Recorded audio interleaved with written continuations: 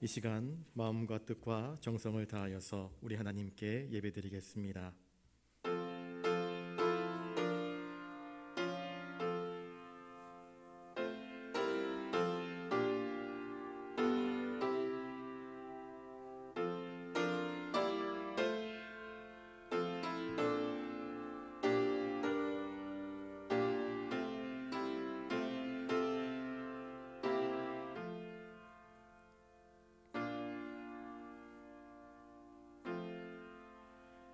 여호와여, 나의 영혼이 주를 우러러 보나이다. 여호와여, 주의 도를 내게 보이시고 주의 길을 내게 가르치소서. 주의 진리로 나를 지도하시고 교훈하소서. 주는 내 구원의 하나님이시니 내가 종일 주를 기다리나이다.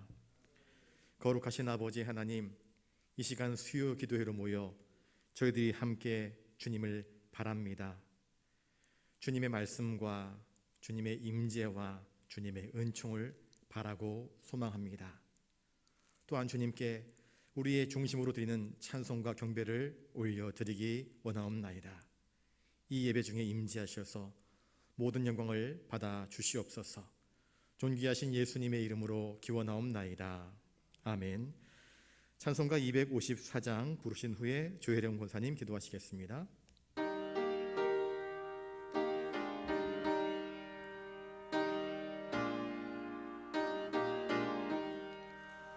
내 주의 보혈은 정하고 정하다.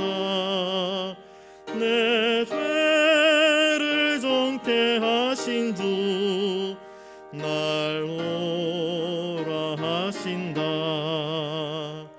내가 주께로 지금 가오니 십자가의 보혈로 날 씻어 주소서. 약하고 추해도 주께로 나가면 힘주시고 내 추함을 곧 씻어 주시네. 내가 주께로 지금 가오니 곧 십자가의 보혈로 날 씻어 주소서. 날 오라 하심은 온전한 믿음과 또 사랑함과 평안함 다 주려 함이라. 내가 주께로 지금 가오니 십자가의 보혈로 날 씻어 주소서. 큰 죄인 복받아 살 길을 얻었네. 한없이 넓고 큰 은혜 베풀어 주소서. 내가 주께로 지금 가오니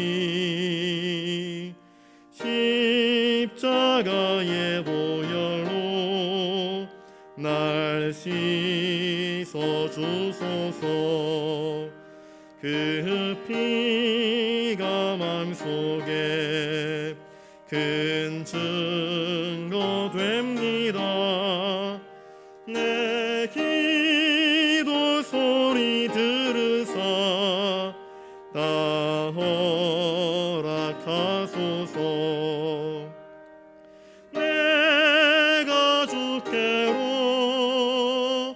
지금 가오니 십자가의 보혈로 날 씻어 주소서.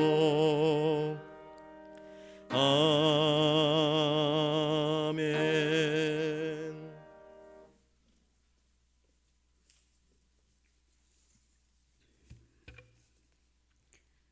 사랑과 은혜가 풍성하신 하나님 아버지 감사드립니다.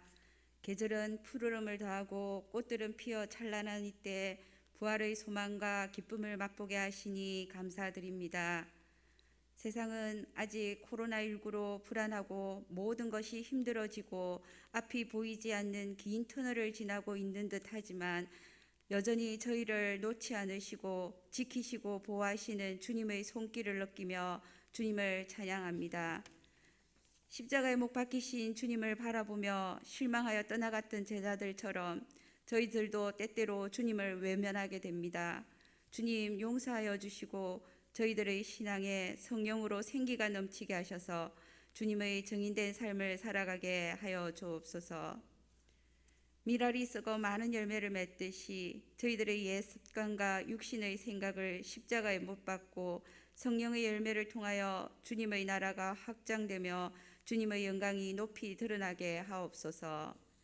힘든 시간을 보내고 있는 이 상황 속에서도 주님께 더 가까이 나아가며 더욱 주님을 바라보게 하시고 주님 원하시는 삶을 살아가는 지혜와 믿음을 저희에게 다하여 주옵소서.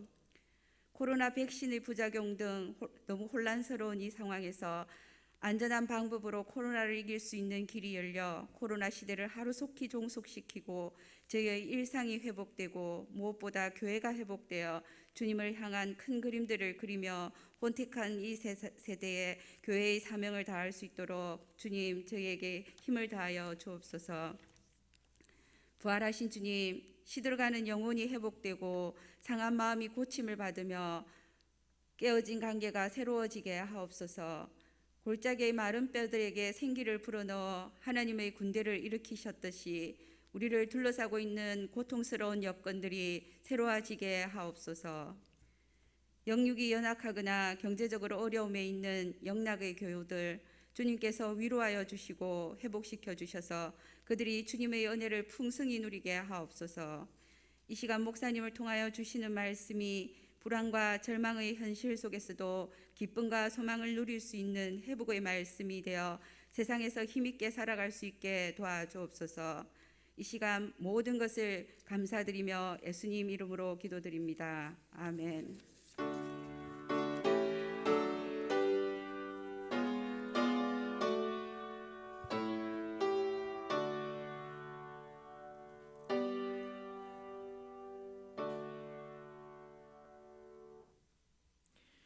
이 시간 하나님께서 우리에게 주시는 말씀은 마태복음 6장 12절입니다.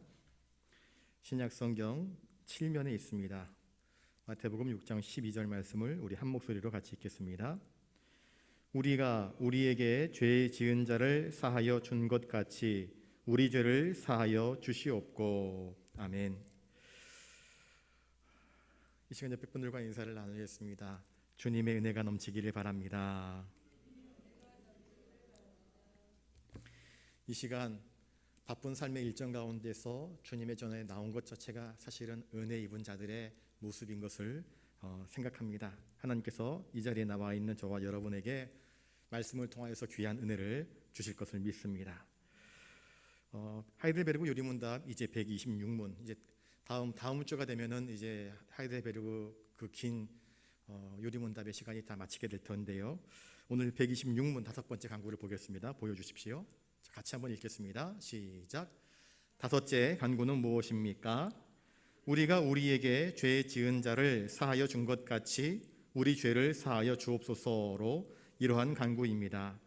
주의 은혜의 증거가 우리 안에 있어서 우리가 이웃을 용서하기로 굳게 결심하는 것처럼 그리스도의 보혈을 보시사 우리의 모든 죄가와 아직도 우리 안에 있는 부패를 불쌍한 죄인인 우리에게 돌리지 마옵소서.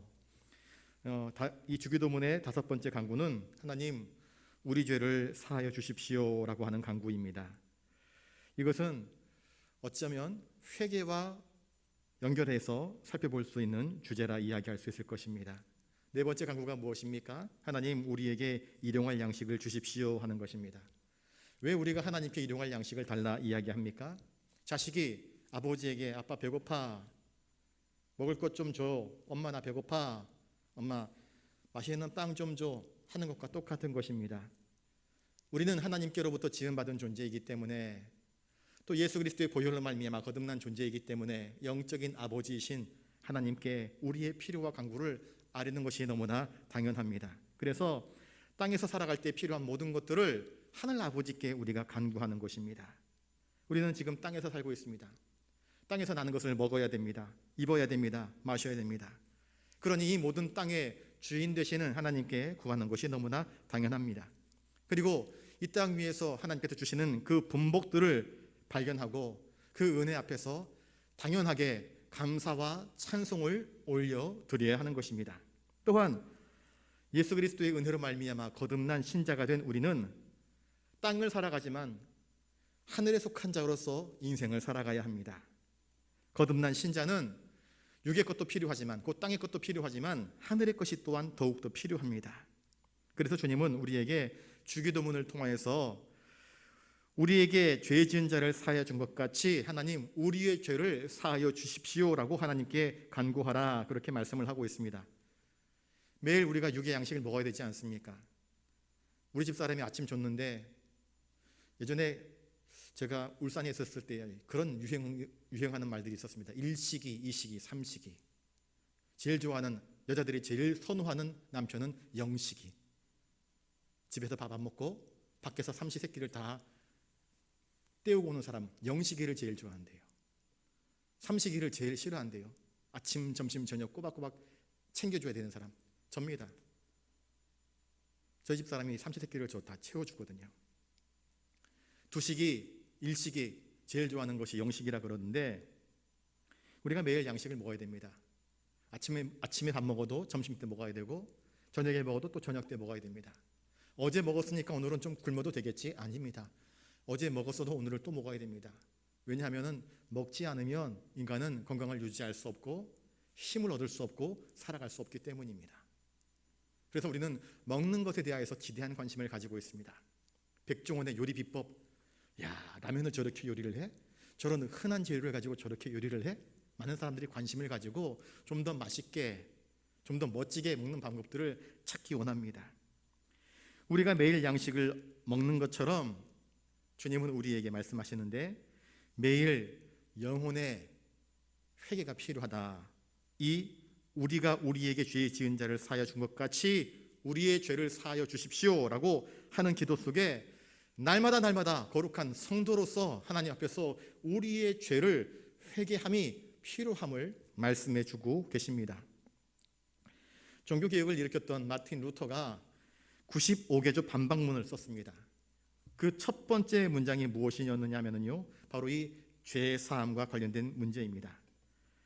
이 매일의 죄사함과 관련되어서 우리 주 예수 그리스도께서 마태복음 4장 17절에 말씀하셨는데, 성경 구절 보여주십시오. 같이 한번 읽겠습니다. 시작. 이때부터 예수께서 비로소 전파하여 이르시되 회개하라, 천국이 가까이 왔느니라 하시더라. 예수 그리스도의 복음의 첫 일성이 회개요, 하나님 나라의 천국이었습니다. 그러므로 마르틴 루터가 우리 주님께서 가르쳐 주신 대로 이 회개야말로 우리 믿음의 성도들이 전 생애를 통하여서 회개하는 삶으로 이어져야만 하는 것임을 강조하고 있습니다. 여러분, 우리는 매일매일 일용할 양식을 먹듯 매일매일 우리 하나님 아버지의 죄 사하시는 은총이 필요한 자들입니다. 여기서 구원파가 하는 이야기가 있습니다. 구원파가 뭐라고 이야기하느냐면요, 예수 그리스도께서 저 십자가 위에서 한 번의 죽으심으로 말미암아 우리의 모든 죄, 과거, 현재, 미래의 모든 죄를 다 사하셨는데, 그러면 왜 우리가 매일 회개해야 되는가?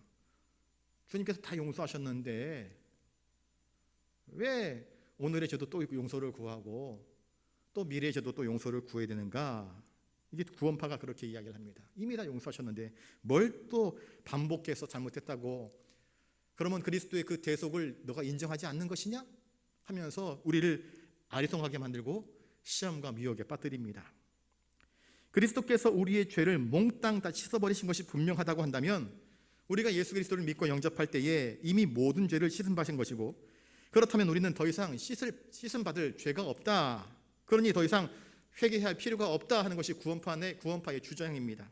또한 반대로 만약 그리스도께서 저 십자가 위에서 죽으실 때에 우리의 죄가 몽땅 다 씻김받은 것이 아니라고 한다면, 그래서 내가 살아가면서 매일매일 회개를 통해서 내 죄를 씻음받아야 한다고 한다면 그리스도의 십자가는 쓸모없는 것이 되고, 결국 구원은 우리의 회개, 곧 우리의 회개로 말미암아, 그 공로로 말미암아 구원이 이루어지는 것 아니냐. 그러니 예수 그리스도의 보혈을 무시하는 것이 된다 하면서 우리를 심각한 위기 가운데 빠뜨리는 것이 바로 구원파의 논리입니다. 결국 우리 죄가 예수님 때문에 사함을 받는 것이 아니라 나의 회개 행위를 통해서 사함받는 것이 되기 때문에 그렇게 몰아가면 안 된다 하면서 구원파가 우리를 유혹하는 것입니다. 실제로 한국교회 안에서 많은 사람들이 이러한 논리에 빠져 있습니다. 그러므로 이 질문, 왜 우리가 이미 죄의 사함을 받았음에도 불구하고 매일매일 예수의 이름으로 하나님께 우리의 죄의 사함에 간구를 해야 하는가? 이 기도가 왜 필요한지를 아는 것이 참 중요합니다. 자, 그러면 교회 역사 속으로 한번 들어가 보겠습니다. 고대 교회 초창기에 믿음의 사람들은 예수 그리스도의 보혈의 공로를 강력하게 신뢰했습니다. 그래서 예수 그리스도의 보혈로 죄인된 우리가 그 주님의 은혜로 우리의 죄를 맑게 씻었기 때문에 그 예수 그리스도의 피값으로 우리가 의인되었다는 분명한 확신이 있었습니다. 그리고 세례 이후에도 정결한 삶을 살아갔습니다. 그런데 시간이 점점 흘러가면서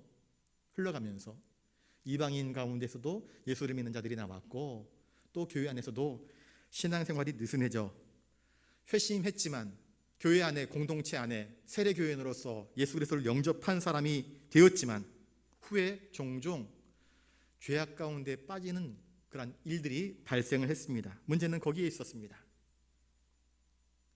세례를 받으면, 세례란 내가 죽는 것 아니겠습니까? 내가 죽는 것 상징이 아니겠습니까? 물에 잠긴다는 뜻이.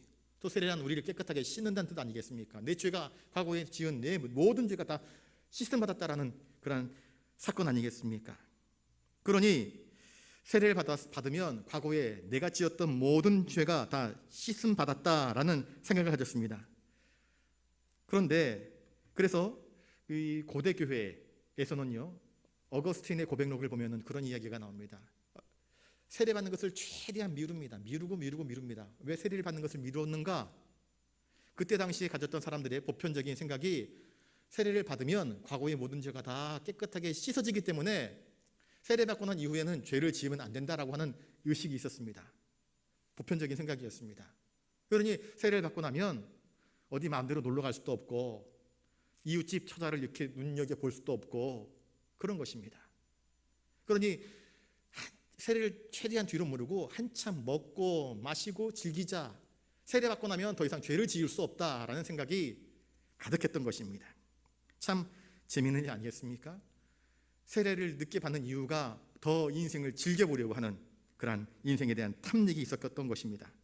그런데 이렇든 저렇든 어쨌든 간에 부모님의 권유든 목사님의 권유든 사제의 권유든 통해서 세례를 받고 나면 두 번 다시는 죄를 지을 수 없습니다.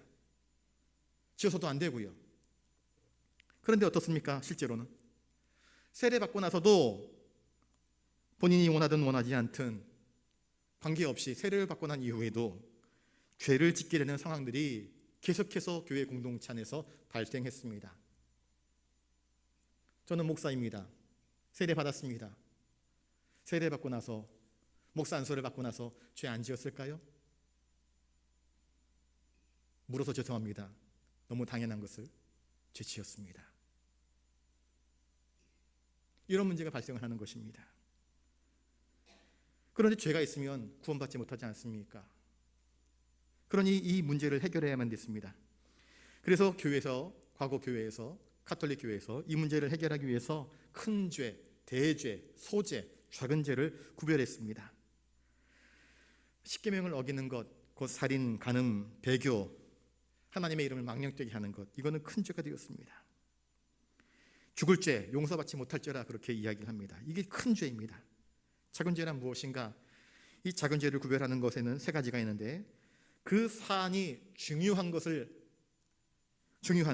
두 번째는 그 심각성을 죄를 범하는 이가 알고 있는 것, 세 번째는 죄를 범하는 이가 그것을 의도적으로 고의적으로 행하는 것. 이 세 가지가 다 걸리면, 십계명에 관련하여서 이것을 다 행하면 그건 대죄가 됩니다. 대죄. 그런데 그것을 알지 못하고 이 세 가지 중에서 하나라도 누락된다고 한다면 소죄가 되었다, 그렇게 구분을 해 놓았습니다. 자, 이렇게 대죄, 소죄를 구분해 놓았음에도 불구하고 대죄는 일생에 단 한 번 정도는 세례를 받고 난 이후에도 한 번 정도는 또 용서받을 수 있다, 그렇게 가르쳤습니다. 그런 식으로 문제를 해결하려고 했던 것입니다. 그런데 그러면 소죄가 문제가 됩니다. 이제는 오히려 가볍게 여겨졌던 소죄가 문제가 되는 것입니다. 자, 이러니 이 작은 죄를 사함받게 하기 위하여서 교회 안에 여러 가지 장치들을 만들어 놓았는데, 그게 무엇인가? 고해성사, 보속, 참회, 이런 것들입니다. 고해성사가 무엇입니까? 고해성사란 가톨릭 신자가 자기가 알게 모르게 범한 죄를 성찰합니다. 한 주간을 가만히 돌아보니 내가 지은 죄들이 있습니다. 그걸 성찰하는 것입니다. 그리고 그것을 사제 앞에 들고 나가는 것입니다. 고해성사는 사제 앞에 나가서 자기의 죄를 낱낱이 고백합니다. 그래서 자기의 죄를 성찰하고 그 다음에 통회합니다. 그리고 사제 앞에 나가서 고백합니다. 그러면 그 고해성사를 받은 사제가 그 고해성사를 한 성도에게 보속이라고 하는 것을 이야기합니다. 당신 일주일에 몇 번 금식하시오, 아니면 주기도문, 사도신경, 십계명을 몇 번 써오시오, 이런 식으로 과제를 내줍니다. 보속입니다. 그래서 아니면 이번에 인간관계에 문제가 있다고 한다면 그 사람에게 찾아가서 용서를 구하고, 아니면 뭐 먹을 것을 가져다 준다든지, 아니면 그와 함께 식사를 한다든지 하면서 어떤 과제거리를 줍니다. 이게 보속입니다. 그렇게 해서 죄를 사하는 그러한 일들이 발생을 한 것입니다. 그런데 참 재미있는 것은 이런 모든 것들이 결국은 인간적인 장치들이라는 것입니다. 이로 인해서 중세교회에서는 점차 죄사함이 예수 그리스도의 보혈의 공로에 의해서 단번에 되는 것이 아니라 플러스 알파, 사람들의 참회나 고행으로, 보속으로 계속해서 이 구원이 완성될 수 있다 하는 생각이 차츰차츰 자리 잡히게 되었던 것입니다. 완전히 무거운 죄, 대죄는 그리스도의 보혈로 용서받지만, 가벼운 죄, 소죄는 신자들 자신이 노력하면, 보속의 행위를 행하면, 고해하면 용서받을 수 있다, 그래서 구원받을 수 있다 하는 식으로 이렇게 우리를 향하신 하나님의 구원관이 점점 어지럽혀지고 흐려지게 된 것입니다. 그래서 나온 것이 뭡니까? 면죄부 아니겠습니까? 면죄부. 나중에는 면죄부를 돈 주고 사고 팔지 않습니까? 천국에 가는 것은 예수 그리스도의 공로, 보혈의 공로에 의해서 되지만, 거기에서 더 크거나 작은 상급 받는 일, 이것은 신자의 공로에 의한 것이다 라는 이야기들이 이제 막 돌아다니게 되었던 것입니다. 한국교회 내에서도요, 부흥사들 하는 이야기들 보면은요, 뭐 공로 이야기를 많이 합니다. 개털모자, 무슨 무자 하면서. 여러분, 우리가 구원받는 것 결코 우리의 공로에 의해서 이루어지는 것이 아님을 분명히 기억할 수 있기를 바랍니다. 내가 내세울 수 있는 의의는 아무것도 없습니다. 이런 생각들은 사실 굉장히 구원관에 있어서, 구원에 있어서, 예수 그리스도 유일하신 구원에 있어서 우리 인간의 그 어떤 꼼수, 편법 혹은 나의 공로를 내세우는 것은 결코 하나님이 기뻐하시지 않는, 하나님의 구원의 논리에 전혀 합당하지 않은 것임을 우리는 기억해야 할 것입니다. 원죄는 예수께서 청산하셨고, 자범죄는 우리의 회개로 말미암아 얼마든지 청산할 수 있다? 그렇지 않습니다. 그렇지 않습니다. 이건 가짜입니다. 천국에 가는 것, 우리가 구원받는 것, 또한 천국에서 상급을 받는 것, 이 모든 것들을 우리의 어떤 공로, 수고로 바꿀 수 있다 하는 것은 인간의 의의를 내세우는 것이기 때문에 이것은 결코 옳지 못한 그릇된 사상임을 우리가 기억해야 할 것입니다. 더러운 걸레 같은 인간의 의를 지켜 세우는 것은 결코 하나님이 기뻐하시는 일이 아닙니다. 우리의 유일한 구원의 의의가 되시는 예수 그리스도의 그 공의를 깎아내리는 행실은 결코 하나님 보시기에 합당하지 못한 것입니다. 이사야 64장 6절 말씀 한번 보여주십시오. 같이 한번 읽어보겠습니다. 시작. 무릇 우리는 다 부정한 자 같아서 우리의 의는 다 더러운 옷 같으며 우리는 다 잎사귀같이 시들므로 우리의 죄악이 바람같이 우리를 몰아가나이다. 우리는 다 부정한 자입니다. 모든 사람이 다 죄를 범하였음에 하나님의 의에 이르지 못합니다. 우리의 수고, 우리의 노력, 우리의 공로, 우리의 금식, 이것이 나의 의가 되려고 애를 쓴다고 한다면요, 그건 다 못된 것입니다. 내가 금식하면 무엇합니까? 바리새인들도 금식했습니다. 금식한 것으로 가난한 사람들에게 나누어 주면서 구제 활동했습니다. 그런데 바리새인들은 그것을 자랑했습니다. 선포했습니다. 일부러 백성들이 많이 지나다니는 곳에서 구제 활동을 하면서 난 이렇게 의로워 했습니다. 그러나 주님 보시기에 그것은 결코 의로움이 아니었습니다. 의란 그것이 아닙니다. 우리가 죄 없다고 말하는 것은 사실 스스로 거짓말하는 것입니다. 요한 1서 1장 8절 9절 말씀을 보여주십시오. 요한 1서 1장 8절 같이 읽습니다. 시작. 만일 우리가 죄가 없다고 말하면 스스로 속이고 또 진리가 우리 속에 있지 아니할 것이요 만일 우리가 우리 죄를 자백하면 그는 미쁘시고 의로우사 우리 죄를 사하시며 우리를 모든 불의에서 깨끗하게 하실 것이요. 여러분, 우리는 죄인입니다. 우리의 죄사함은 정말 머리털 하나만큼도 우리의 공로, 우리의 수고, 우리의 금식, 우리의 어떤 노력 때문에 이루어진 것이 결코 아닙니다. 우리가 죄 없다고 말하는 것은 거짓말하는 것입니다. 나는 깨끗하다? 아니요. 나는 깨끗하다 말할 수 없는 자들입니다. 우리는 죄인이기 때문입니다. 하루를 가만히 돌아보십시오. 저녁이 돼서 잠자리에 들기 전에 한번 하루를 가만히 돌아보십시오. 하루를 성찰해 보십시오. 혹여라도 하나님 보시기에 내 입에서, 내 말에서, 내 마음에서, 내 생각에서, 내 행동에서, 내 삶의 자리에서, 내가 만난 사람에게서, 내가 행한 일들 때문에 혹시 하나님이 기뻐하시지 못한 일들이 있는지를 살펴보실 수 있기를 바랍니다.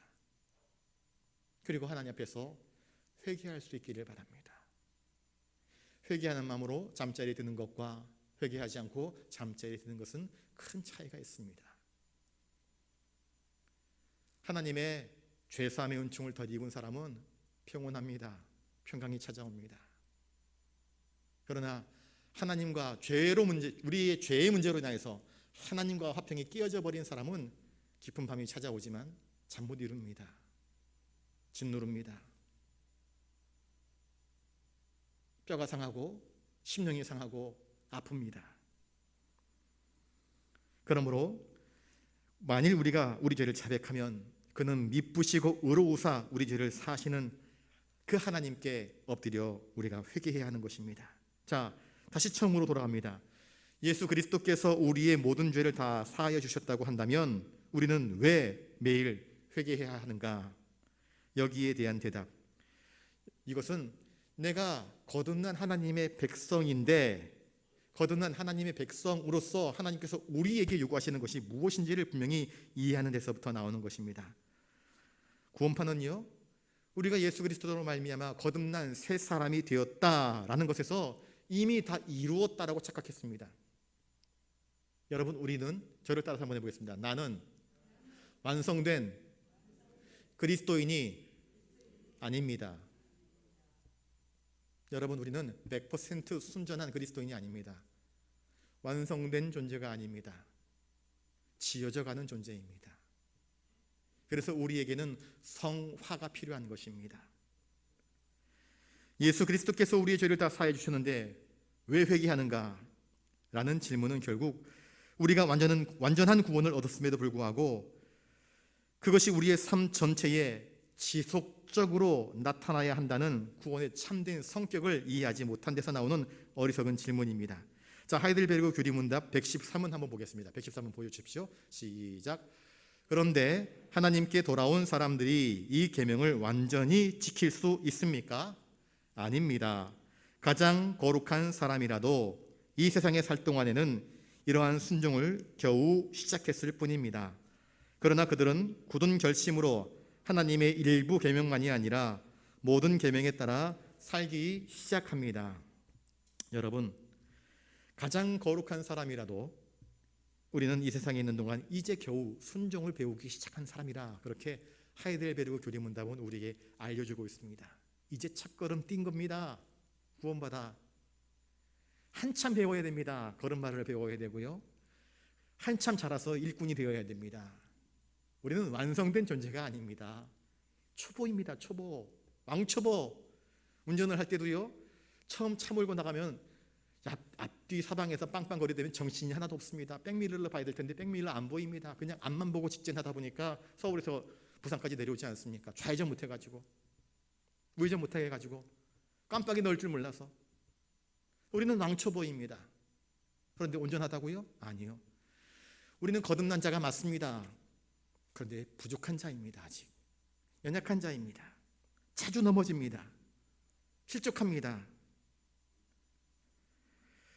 신자가 되었다는 것은 구원을 완전히 이루었다는 뜻이 아닙니다. 우리가 얻은 구원은 평생 죽을 때까지 주님을 바라보면서, 주님을 따라가면서, 주님을 의지하면서 매일매일의 걸음을 통하여서 주님을 닮아가는 삶이어야 하는 것입니다. 그러므로 신자의 회개란 무엇인가? 매일매일 저지른 우리의 연약함으로 인하여서 고통스러워하는 것입니다. 하나님, 난 넘어졌어요. 아이가 넘어지면 어떻게 합니까? 앙 웁니다. 엄마를 바라보면서 앙 웁니다. 엄마, 나 도와줘 하는 것 아니겠습니까? 엄마가 달려와서 아이를 안아줍니다. 괜찮다, 괜찮다. 다음에 더 잘 걸을 수 있어. 도와주지 않습니까? 주님이 원하시는 거듭난 성도의 삶은 근본적으로 이제 우리가 거듭나 하나님의 자녀가 되었지만 동시에 이 세상을 살아가면서 끊임없이 넘어지고 일어서고 넘어지고 일어서고 하면서 하나님이 기뻐하시는, 그러니까 거듭났지만 여전히 하나님이 필요 없는 것이 아니라, 거듭났기 때문에 하나님 필요 없는 것이 아니라, 거듭났기 때문에 더 하나님을 의지하면서, 더 주님 바라보면서, 더 주님께 우리의 모든 것들을 내어 맡기면서 주님만을 앙망하는 의존적인 삶을 살아가는 것입니다. 하나님께서 우리를 부르시는 생의 마지막 순간까지 불순종했던 나의 연약했던 모습을 치면서 순종으로 나아가는 삶을 살아가는 것, 이것이 거듭난 성도의 삶인 것입니다. 신학자인 헤르만 바빙크가 이런 말을 했습니다. 신자들의 회복은 단 한순간에 혹은 단 하루나 1년 만에 성취되는 것이 아니다. 여러분, 신앙은요, 단기 속성 과정에서 이루어질 수 있는 것이 아닙니다. 한 달 바짝 공부하면, 한 달 바짝 정신 차리고 어디 산속에 들어가서 금욕하면 이루어지는 것이 아니라는 것입니다. 천천히 매일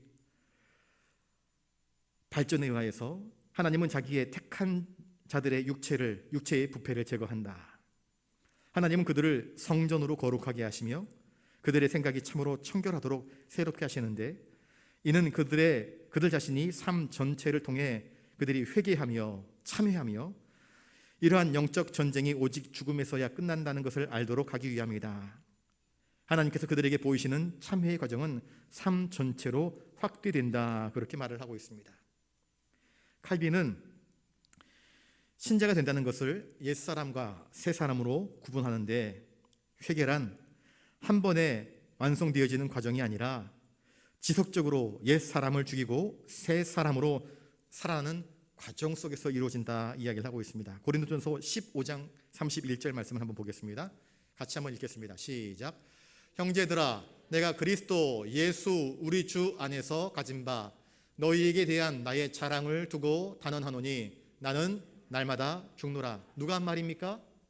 바울이 한 말입니다. 바울이요 날마다 죽는데요. 날마다 죽는데요.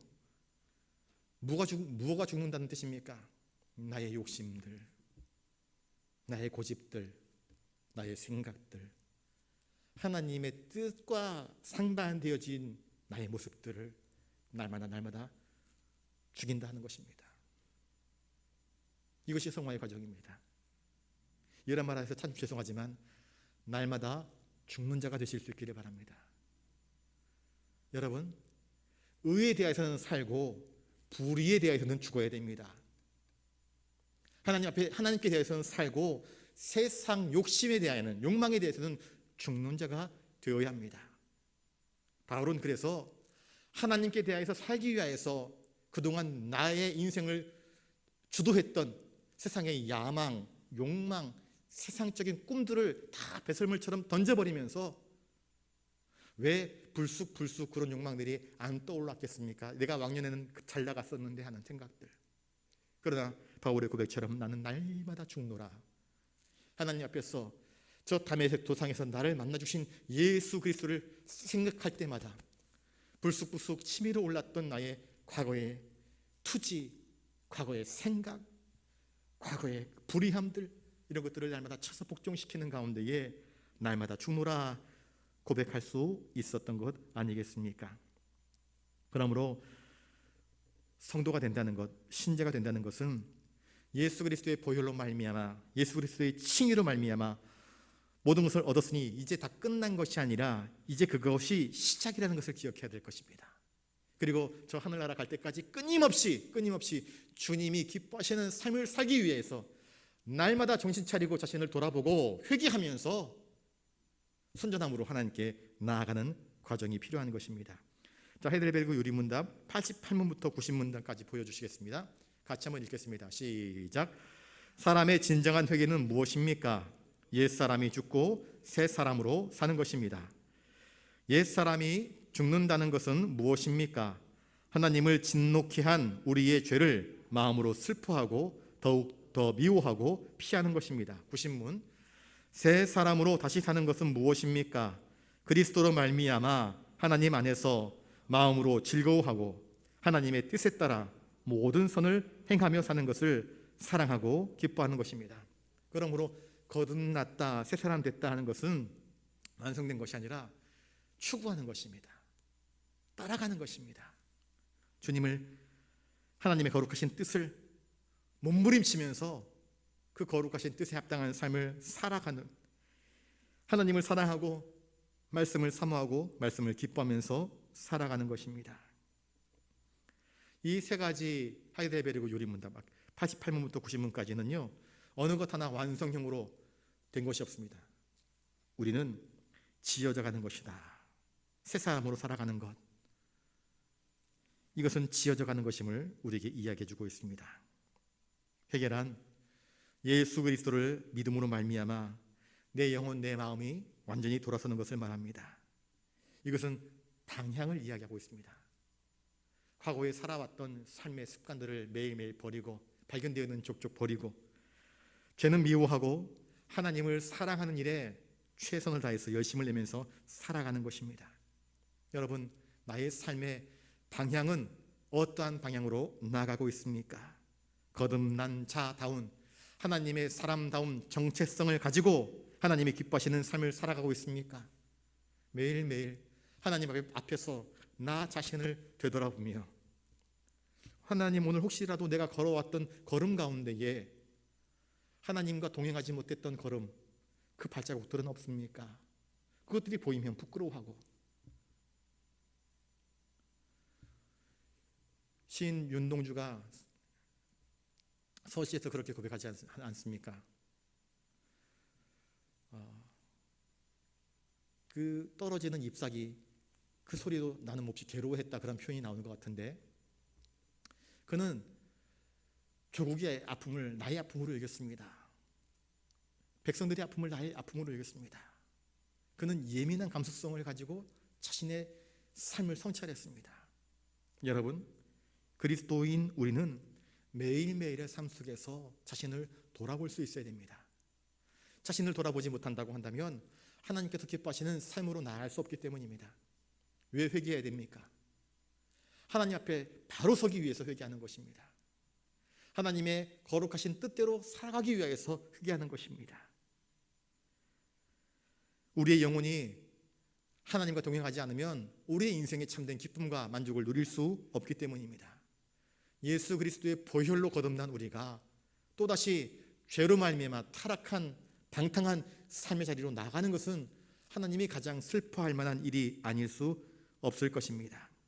여러분, 이미 우리의 구원이 결정되었기 때문에 더 이상 회개하지 않아도 된다는 것이 아니라 구원받았기 때문에 더 회개하는 것입니다.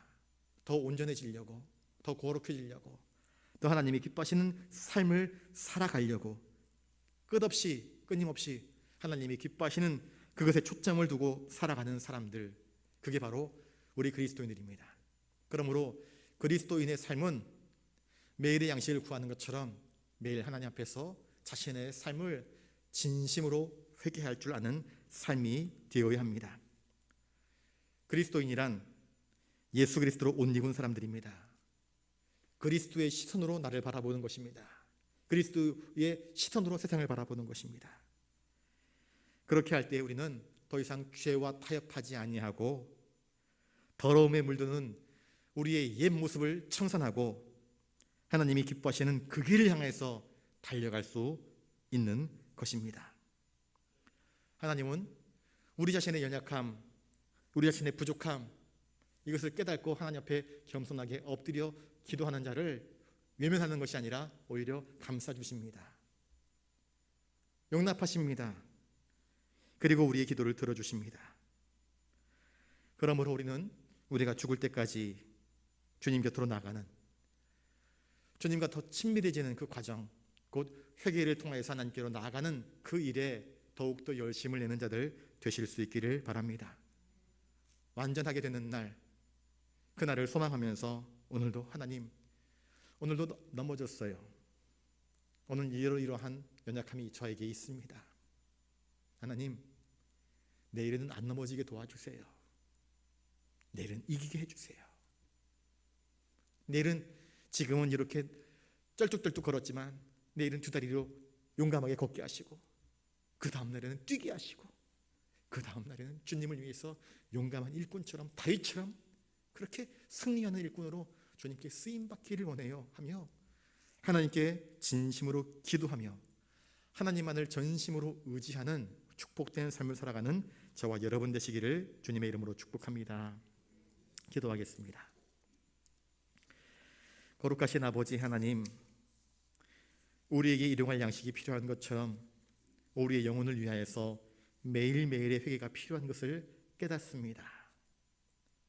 예수 그리스도의 보혈로 구원받은 그 한 가지 사실로 만족하는 것이 아니라 구원받은 자로서 주님이 기뻐하시는 영적인 성숙과 주님이 기뻐하시는 유익한 일꾼으로서의 삶을 살기 위하여서 매일매일 부단히 주님을 의지하며 주님을 바라오며 거룩한 삶으로 나아가기를 원하옵나니 주여, 이 저녁에 드리는 우리의 참여하는 기도를 들으시고 용서하시고 새롭게 하시고 새로운 능력으로 덧입혀 주시옵소서.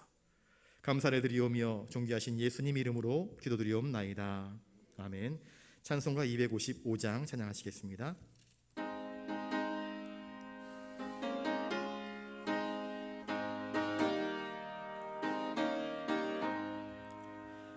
너희 죄 흉악하나 눈과 같이 되겠네.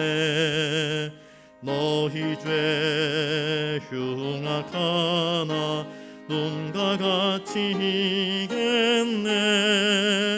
죄의 피 흉악하나 이게 되리라. 주홍빛 같은 내 죄, 주홍빛 같은 내 죄, 눈과 같이 같이겠네 눈과 같이겠네 악한 죄 벗으라고 주님 너를 부르네 악한 죄 벗으라고 주님 너를 부르네 하나님 크신 사랑 아니옵소라 악한 죄 벗으라고 악한 죄 벗으라고 주님 너를 부르네 주님 너를 부르네 너희 죄 사해 주사 기억 아니하시네 너희 죄 사해 주사 기억 아니하시네 불쌍한 사람들아 뭐라 하시네 너희 죄 사해 주사 너희 죄 사해 주사 기억 아니하시네 기억 아니하시네 이 시간 기도할 때에 말씀을 의지하여서 하나님 우리 죄를 용서하여 주십시오. 하나님 앞에서 우리의 민낯을 보여드릴 수 있기를 바랍니다. 꽁꽁 숨겨둔 것들 주님 앞에 다 펼쳐놓으십시오. 우리는 용서받아야 할 존재들입니다. 그래야 평강이 오고 그래야 주님의 음성이 들려오고 그래야 주님의 치유하시는 능력을 덧입을 수 있습니다. 주님께 나와서 주님 나를 불쌍히 여기십시오. 나를 불쌍히 여기셔서 나를 도와주십시오. 간구하는 자들 주님은 거부하신 적이 없습니다. 도와주셨고 고쳐주셨고 은혜를 베풀어 주셨습니다. 이 시간 주님 연약한 우리들 말과 혀에 실수가 있고 행동거지에 실수가 있고 남을 실족하게 하고 나 자신도 실족하고 주저앉고 때로는 믿음 없는 자의 모습을 보이고 참 주님 보시기에 가당치 않고 부족한 저희들입니다. 하나님 주님의 은혜 없이는 단 하루도 살아갈 수 없는 존재이기에 이 저녁에 주님께 나와 싸우니 고백하는 저희들의 입술을 저희들의 간구를 들으셔서 용서하시고 싸매어 주시고 치료하시고 위로해 달라고 주님께 간구할 수 있기를 바랍니다. 우리 사하구 지역에 오늘도 확진자가 14명 나왔습니다. 계속해서 확진자가 늘어나고 있습니다.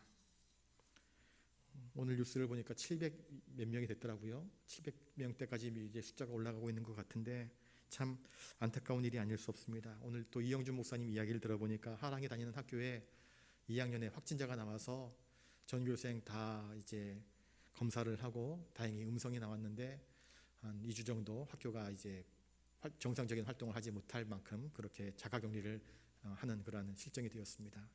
멀리서 이루어지는 일들이 아니라 우리들 곁에서 이루어지는 일들입니다.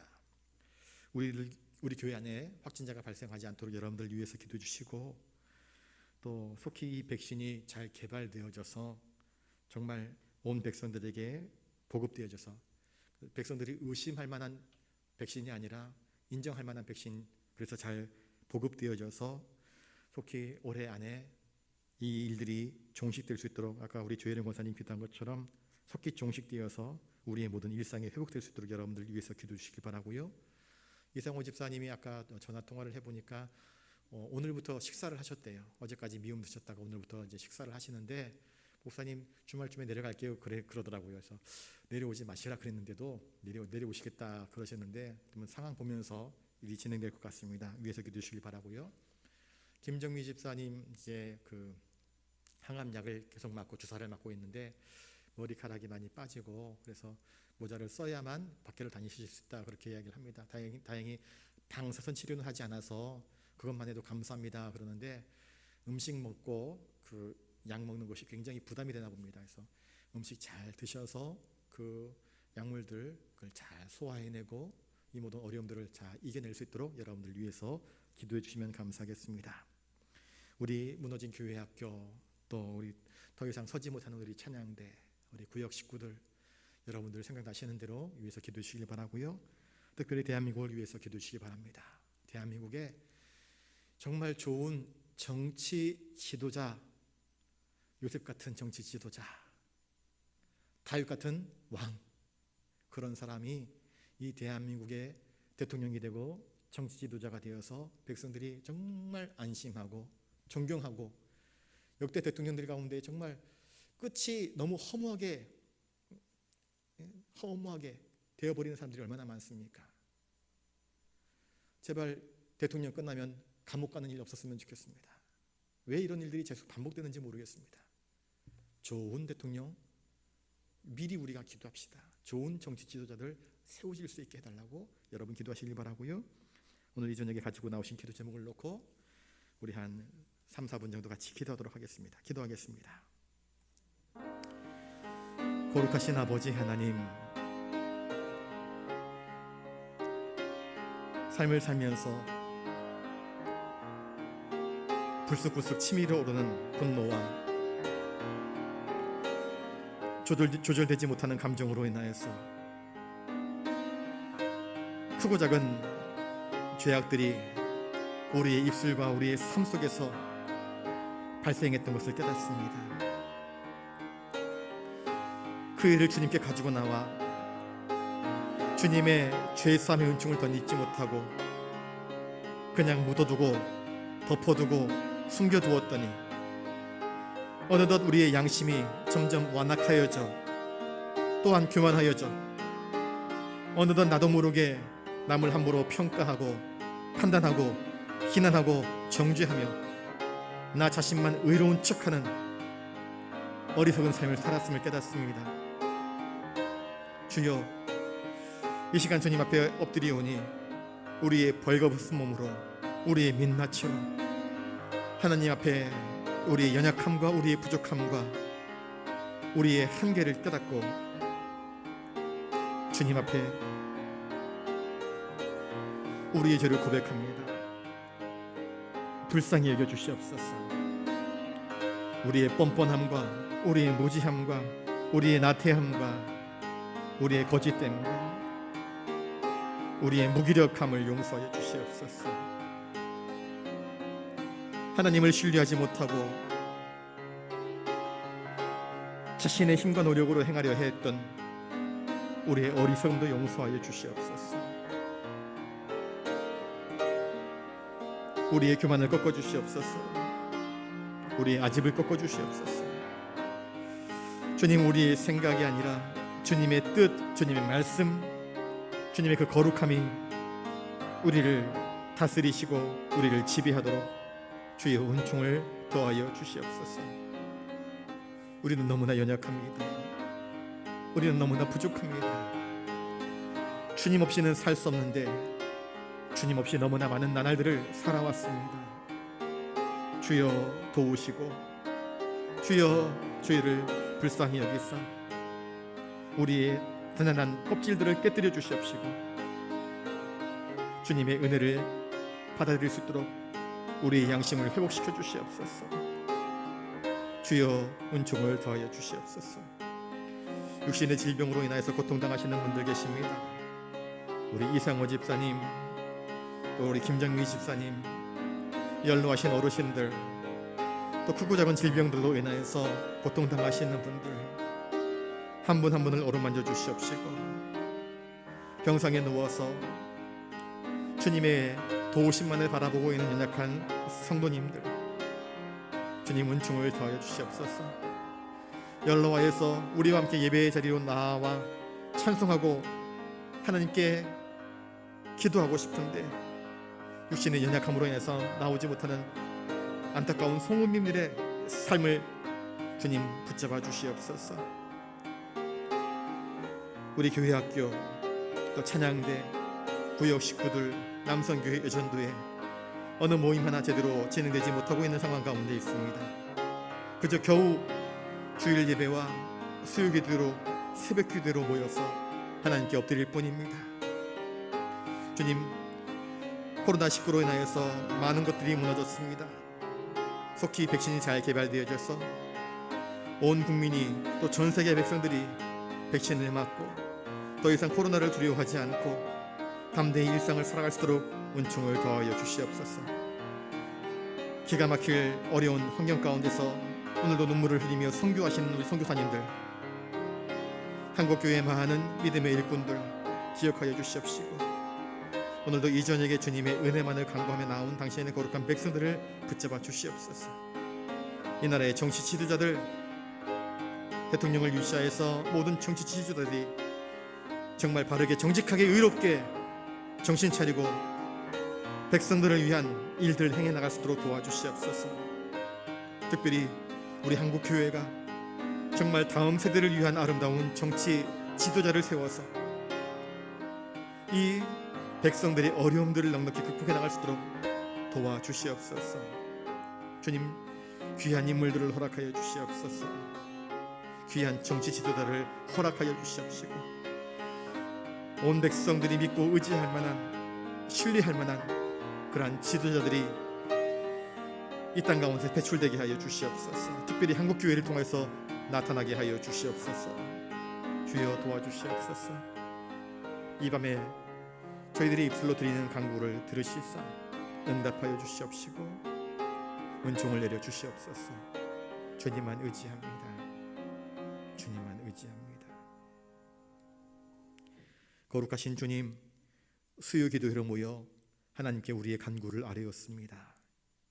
하나님, 신앙생활을 한다고 하였지만 하나님 앞에 참으로 겸손하게 매일매일 엎드려 회개하지 못하고 뻔뻔하게 굳어져 버렸던 우리의 굳은 양심을 주님 깨뜨려 주시옵소서. 선량하고 순전한 양심으로 주님과 동행하면서 주님의 뜻을 구하면서 거룩한 삶을 살아갈 수 있도록 주여 저희들 위해 성령의 은총을 허락하여 주시옵소서. 아프신 환자분들이 많이 계십니다. 우리 이상호 집사님, 김정미 집사님, 또 연로하셔서 병상에 누워 계시는 분들, 요양원에 계시는 분들, 또 나오기를 원하지만 육신의 연약함 때문에 가정에서 영상 예배를 드릴 수밖에 없는 성도님들 계십니다. 한 사람 한 사람 형편을 살펴주시옵시고 어서 속히 한 자리로 나와 함께 예배할 수 있도록 하나님 건강의 복을 더하여 주시옵소서. 교회, 학교, 찬양대, 구역, 남선교회, 여전도회 많은 교회 기관들이 제 기능을 발휘하지 못하고 있는 가운데 있습니다. 주님, 이것들도 속히 코로나가 잠시 종식됨으로 말미암아 회복될 수 있도록 은총을 더하여 주시옵소서. 선교의 현장도 주님께서 붙들어 주시옵시고 바타카의 교회, 인도교회, 필리핀, 남수단 등 우리가 돕는 우리 선교사님들과 선교 사역지들 주님께서 붙잡아 주시옵소서. 이 나라, 이 백성 주님께서 긍휼히 여겨주셔서 정말 백성들이 신뢰할 만한 좋은 정치 지도자들이 교회를 통해서 배출될 수 있도록 도와주시옵소서. 오늘도 이 저녁에 여러 가지 기도의 제목들로 하나님께 아뢰었습니다. 주님, 우리의 형편을 아시오니 들으시고 응답하시고 우리의 삶이 더욱더 하나님만을 의지하는 복되고 순전한 삶 될 수 있도록 도와주시옵소서. 감사를 드리오며 존귀하신 예수님 이름으로 기도드리옵나이다. 아멘. 이제는 우리 구주 예수 그리스도의 은혜와 하늘 아버지의 놀라우신 사랑하심과 성령님의 감동감화 역사 교통하심이 매일을 회개하며 하나님께 더 깊이 나아가 더 가까이 나아가 주님과 동행하며 주님이 기뻐하시는 뜻대로 살기를 다짐하는 사랑하는 부산영락교회 모든 믿음의 권속들 머리 위에, 특별히 육신이 연약한 우리 성도님들 머리 위에 이제로부터 영원토록 함께 하옵시기를 간절히 축원하옵나이다. 아멘.